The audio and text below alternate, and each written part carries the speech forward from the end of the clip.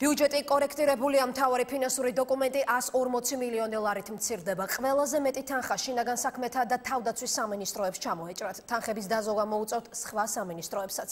ერთადერთი უწყება, რომელსაც ცვლილებები არ შეხებია, ჯანდაცვის სამინისტროა.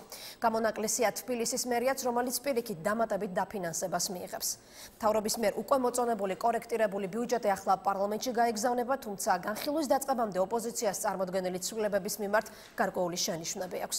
სალომე ქოქიაშვილი არ კვევდა, რა ხარჯების შემცირება მოუწევს მთავრობას. რეგიონში თითქმის ყველა სახელმწიფომ გააკეთა ბიუჯეტის კორექტირება.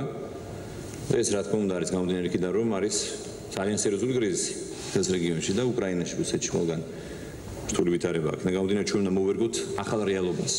და ამის მიხედვით უნდა განვითარდეთ. განვითარებას ახალ რეალობასთან თანხვედრაში მთავრობა შეკვეცილი 140 მილიონით გეგმავს. ბიუჯეტის კორექტირებული ვარიანტის თანახმად, რომელიც ქვეყნის მთავარმა ფინანსისტმა მთავრობას წარუდგინა, მთავრობამ კი მოიწონა, ხარჯავი დაწესებულებების მიმდინარე ხარჯებიდან გამოთავისუფლებული თანხა სტიქიის ლიკვიდაციასა და ინფრასტრუქტურულ პროექტებს უნდა მოხმარდეთ. შესაბამისად, სხვა უწყებებიდან გამოთავისუფლებული 140 მილიონის ნაწილი სწორედ ინფრასტრუქტურის სამინისტროსა და დედაქალაქის მერიაზე გადანაწილდება. დაახლოებით 85 მილიონი ლარით გაიზრდება ინფრასტრუქტურულ პროექტებზე გაწეული დანახარჯები. შესაბამისად, უფრო მეტი თანხები მოხმარდება ინფრასტრუქტურას. დედაქალაქის ბიუჯეტი იზრდება. თბილისის ბიუჯეტში აისახება 10 მილიონი ლარი, რომელიც ინფრასტრუქტურული სამუშაოებისთვის იქნა გამოყოფილი სახელმწიფო ბიუჯეტიდან. მართალია ადმინისტრაციული ხარჯების შეკვეცით გამოთავისუფლებული თანხების დიდი ნაწილი ინფრასტრუქტურისა და მერიის ფინანსებს შეავსებს, თუმცა სამაგიეროდ თანხების შეეკვეცებათ სხვა უწყებებს.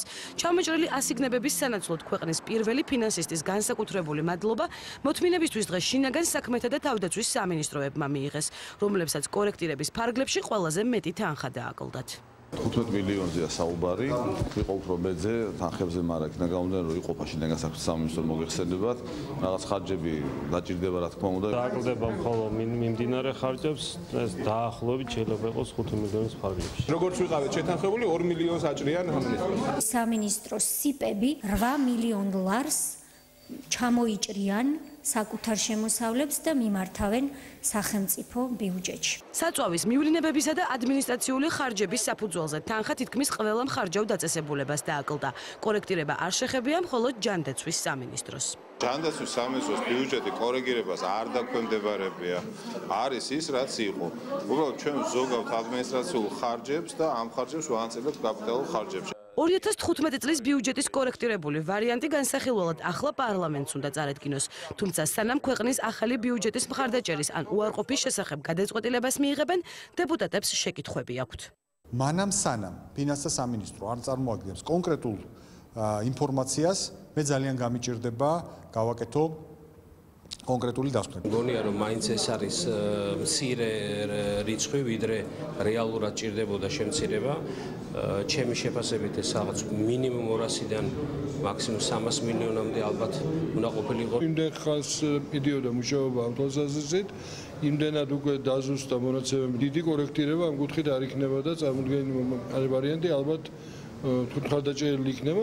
ბიუჯეტის კორექტირებული ვარიანტი სავარაუდოდ მომდევნო კვირაში წარადგინება განსახილველად საკანონმდებლო ორგანოს, რომელმაც კორექციის ფარგლებში მიმდინარე ხარჯები თავადაც 6 მილიონით შეიმცირა და საკუთარ ბიუჯეტში სტიქიით დაზარალებულთა ფონდისთვის ცალკე 1 მილიონიც მოიძია.